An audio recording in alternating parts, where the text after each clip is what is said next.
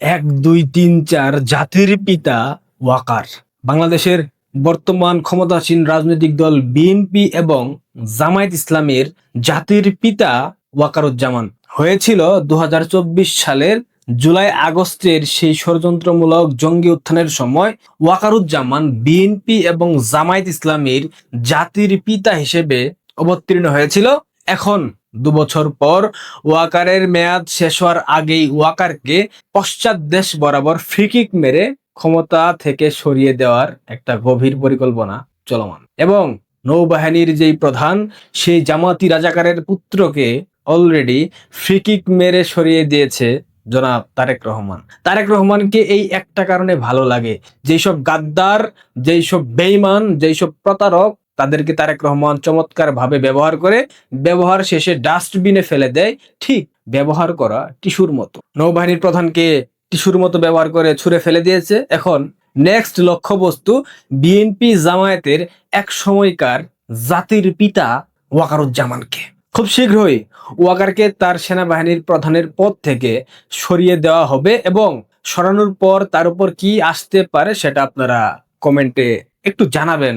দেখেন, একাধিকবার বলেছি, বারবার বলেছি, আজীবন বলে যাব, জুলাই আগস্টের সেই ষড়যন্ত্রমূলক জঙ্গি উত্থান ছিল মোল্লা মিলিটারি অভ্যুত্থান, জঙ্গি উত্থান। সেই জঙ্গি উত্থানের সময় বাংলাদেশ সেনাবাহিনী সর্বাত্মক সহায়তা করেছে। তারা আওয়ামী লীগের নেতাকর্মীদের উপর মিরপুরে গুলি পর্যন্ত চালিয়েছিল। সেদিন আমরা বুঝে গিয়েছিলাম এই জঙ্গি আন্দোলনে কারা আশকারা দিচ্ছে, কারা আড়াল থেকে সমর্থন দিচ্ছে। একে একে জুলাই সন্ত্রাসীরা সব ফাঁস করে দিচ্ছে। গতকালকের ভিডিওতে দেখিয়েছি কিভাবে হারুন ইজহার বক্তব্যতে সেনাবাহিনীকে উদ্দেশ্য করে কথা বলছে। সেনাবাহিনীর কোন লেফটেন্যান্ট কর্নেল, মেজর জেনারেল সেনানিবাস থেকে তাদেরকে জানিয়েছে, আপনারা রাস্তায় থাকেন, এই সরকারের পতন সুনিশ্চিত না করে আপনারা রাস্তা থেকে কখনোই সরে দাঁড়াবেন না। কয়েক ঘন্টার ব্যবধানে আজকে সেই গণ অধিকার পরিষদের রাশেদ, বিকাশ রাশেদ সামাজিক যোগাযোগ মাধ্যম ফেসবুকে স্ট্যাটাস দিয়ে বলতেছে, ক্যান্টনমেন্টের স্পষ্ট ক্লিয়ারেন্স পেয়ে নাহিদ এক দফার ঘোষণা করেছিল রাশেদ খান। চমৎকার না? এই জঙ্গি আন্দোলন মোল্লা মিলিটারিদের আন্দোলন ছিল, এ কথা আমরা বারবার বোঝানোর চেষ্টা করেছি। তারপরেও এক শ্রেণীর মানুষের জুলাই চেতনা একদম আকাশ থেকে বায়া বায়া পড়তেছিল। এদিকে মাহফুজ আলম আবার বলতেছে সেই মাস্টার মাইন্ড এক দফার খসড়া রেডি করেছিল সাদিক কায়েম, শিবিরের যে ডাকসুর সভাপতি। কি একটা সেরাবের অবস্থা। আলটিমেটলি এই যে ঘটনাগুলা ঘটছে, সেনাবাহিনীকে নিয়ে কথা বলা হচ্ছে, ওয়াকারকে সামনে আনা হচ্ছে, এগুলা কিন্তু ওয়াকারকে ফাঁসানোর জন্য। ওয়াকার আজ বা কাল ফাঁসবেই। পৃথিবীর কোনো শক্তি ওয়াকারকে রক্ষা করতে পারবে না, কারণ ওয়াকার ডিপ স্টেটের দালালি করতে গিয়ে জামাতিদের এজেন্ট হয়ে একটা স্থিতিশীল রাষ্ট্রকে ধ্বংসের দিকে ঠেলে দিয়েছে। দেশের স্বাধীনতা, সার্বভৌমত্বকে ওয়াকার ধ্বংসের দিকে এগিয়ে দিয়েছে। এর জন্য ওয়াকারের শাস্তি বাংলাদেশের মাটিতে আজ বা কাল হবে। ওয়াকারের না হোক, ওয়াকারের পরিবার, আত্মীয় স্বজন, এদের শাস্তি বাংলাদেশে হবে। এদের শাস্তি কেউ দিক বা না দিক, প্রকৃতির বিচারের আওতায় এরা পড়বেই আজ বা কাল, এটা সুনিশ্চিত। পরিস্থিতি তাদেরকে বিচারের সম্মুখীন করবে। গতকাল জুলাই শহীদ দিবস গেছে না, 16 জুলাই, জুলাই শহীদ দিবস উপলক্ষে রংপুর বেগম রোকেয়া বিশ্ববিদ্যালয়ে তথাকথিত বিএনপির তথাকথিত এক মন্ত্রী গিয়েছিল আবু সাইদ দিবস পালনের উদ্দেশ্যে। সেখানে গিয়ে দেখে চেয়ার খালি, আবু সাইদের সহপাঠীরা আবু সাইদকে শ্রদ্ধা জানাতে আসে নাই, অর্ধেক ফাঁকা। তাদের যে প্রত্যাশার জায়গা ছিল, অসংখ্য শিক্ষার্থী এসে আবু সাইদকে নিয়ে তারা মাতম দেখাবে, তারা শোক প্রকাশ করবে, কিন্তু শিক্ষার্থীরা যায়নি। এ নিয়ে মন্ত্রী মহোদয় খুব কষ্ট পেয়েছেন। আমি ভেবেছিলাম আজকে আবু সাইদকে স্মরণ করে একাকার হয়ে যাবে বিশ্ববিদ্যালয়ের ছাত্র ছাত্রী, শিক্ষক শিক্ষিকারা, তিন ধারণের জায়গা থাকবে না। কিন্তু আমি হতাশ হয়েছি। কেন অর্ধেক চেয়ার খালি পড়ে আছে? আমি যদি বলি অর্ধেকের বেশি চেয়ার। খুবই কষ্ট। আবু সাইদের মৃত্যুর দিনে শিক্ষার্থীরা আসে নাই, তাতে কষ্ট পেয়েছে। অন্যদিকে বীর শ্রেষ্ঠ হামিদুর রহমানের ভাস্কর্য ভেঙে ফেলা হচ্ছে, সেটা নিয়ে বিএনপির কোনো মন্ত্রীর কোনো জবাব নাই, কেউ কোনো কথা বলছে না, কেউ কোনো প্রকার দায় নিচ্ছে না। বিএনপি না মুক্তিযুদ্ধের পক্ষের দল? বিএনপির প্রতিষ্ঠাতা ফেসিস্ট জিয়া না স্বাধীনতার ঘোষক? তাহলে মুক্তিযুদ্ধের বীর শ্রেষ্ঠ তার ভাস্কর্য ভেঙে ফেলা হচ্ছে, জিয়াউর রহমানের দল, স্বাধীনতার ঘোষকের দল বিএনপি কোনো জবাব দিচ্ছে না, কোনো ব্যবস্থা নিচ্ছে না, কেউ দায় নিচ্ছে না। এটা কেমন কথা ভাই? একই মুখে দু ধরনের কথা আমরা তো শুনতে চাই না, বাংলাদেশের মানুষ তো শুনতে চায় না। যাই হোক, আপনাদের প্রিয় দল বিএনপি ক্ষমতায় আসছে, আপনাদের প্রিয় নেতা তারেক রহমান ক্ষমতায় আসছে। ক্ষমতায় 4 মাস হয়ে গেছে। এই 4 মাসে বাংলাদেশে 238 শিশু কিশোরী সহ সর্বমোট ধর্ষণের শিকার হয়েছে 404 জন। নির্যাতন বেড়েছে 56%। এটা আমাদের বানানো তথ্য না, এটা HRSS এর একটা জরিপ এবং দ্য ডেইলি স্টার এই সংবাদ প্রকাশ করেছে।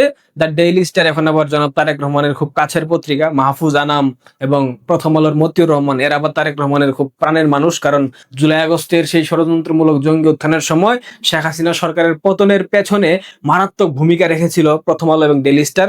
সুতরাং সেই জায়গা থেকে তারেক রহমান সাহেবের অত্যন্ত কাছের, অত্যন্ত প্রিয়, অত্যন্ত কি বলবো আপন জন এখন মাহফুজ আনাম এবং মতিউর রহমান।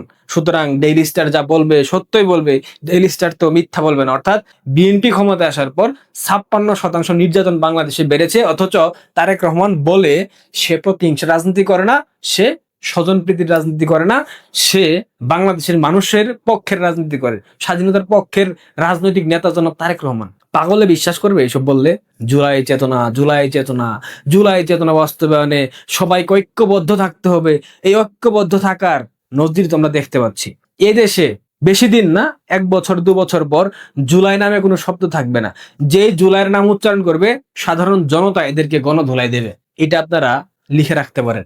আর এই যে জঙ্গি অভ্যুত্থানের মাধ্যমে ক্ষমতা দখল করে যারা লম্বা লম্বা লেকচার দিচ্ছে, ফেসিজম, এই সেই, শেখ হাসিনা এইটা করেছে, পুলিশ এইটা করেছে, এতজনকে হত্যা করা হয়েছে, স্বরাষ্ট্রমন্ত্রী আবার বলতেছে অনেক লাশ গুম করা হয়েছে, অনেক লাশ নদীতে ভাসিয়ে দেওয়া হয়েছে, নইলে জুলাই শহীদদের সংখ্যা 2000 ছাড়িয়ে যেত।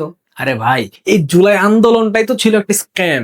এই আন্দোলনে মোল্লা মিলিটারি নিয়ন্ত্রিত জঙ্গি সমর্থিত জঙ্গি গোষ্ঠী, সেখানে বাংলাদেশের ইসলামী ছাত্র শিবির, হিজবুত তাহরির, আনসারুল্লাহ বাংলা, জামায়াতুল মুজাহিদিন বাংলাদেশ, পাকিস্তানের লস্করি তৈয়বা, জৈশে মোহাম্মদ, ইসলামিক স্টেটের মতো অসংখ্য জঙ্গিরা এই আন্দোলনে স্নাইপার ব্যবহার করে ছাত্র ছাত্রী এবং সাধারণ জনতাকে হত্যা করেছে, যার মাধ্যমে এই জঙ্গি আন্দোলন সফল হয়েছে। আর এই আন্দোলন সফল করে এখন কত বড় বড় গল্প শোনানো হচ্ছে। এইসব গল্প আর বাংলাদেশের মানুষ খায় না। ওয়াকারের বানানো নাটক এগুলা মানুষ খায় না। সালাউদ্দিন সাহেব এইসব মানুষ আর খায় না, এইসব বইলা লাভ নাই। বাংলাদেশের মানুষ বুঝে গেছে জুলাই বাংলাদেশের মানুষকে পরাধীন করার জন্য হয়েছিল, জুলাই বাংলাদেশের মানুষকে মার্কিন কলোনি বানানোর জন্য করা হয়েছিল, জুলাই মূলত হয়েছিল বাংলাদেশের স্বাধীনতার সূর্যকে অস্তমিত করার একটা পরিকল্পনার অংশ হিসেবে। সুতরাং এইসব জুলাই চেতনা বাংলাদেশের মানুষ আর খায় না। আবু সাইদ তার মৃত্যুর দিনে, জুলাই শহীদ দিবসের দিনে আবু সাইদকে শ্রদ্ধা জানাতে খোদ তার বিশ্ববিদ্যালয়ের শিক্ষার্থীরাই আসে নাই, তার সহপাঠীরাই আসে নাই। তখন বুঝে নিতে হবে জুলাই চেতনা কোথা দিয়ে প্রবেশ করেছে, কোন দিক দিয়ে ঢুকে গেছে। এই জুলাইয়ের চেতনা বিক্রি বাংলাদেশে আগামী 6 মাস পর আর কেউ করতে পারবে না, এটা প্রতিষ্ঠিত সত্য। কেউ পারবে না। জুলাইয়ের কথা বললেই বাংলাদেশের মানুষ গণপিটুনি দিবে, কারণ এই জুলাই বাংলাদেশের মানুষকে অর্থনৈতিকভাবে পঙ্গু বানিয়ে দিয়েছে। এই জুলাই বাংলাদেশের মানুষকে সামাজিকভাবে বিপর্যস্ত করেছে। রাষ্ট্রের প্রত্যেকটা কাঠামো এই জুলাই ভেঙে ফেলেছে। সুতরাং এই জুলাই নিয়ে বাড়াবাড়ি না করাই ভালো। বাংলাদেশে বাস করতে হলে, বাংলাদেশে থাকতে চাইলে এই জুলাই আন্দোলন, এই জুলাই চেতনাকে বাদ দিয়ে, ডিলিট করে, ফরম্যাট করেই বাস করতে হবে, নয়তো কেউ পারবেন না।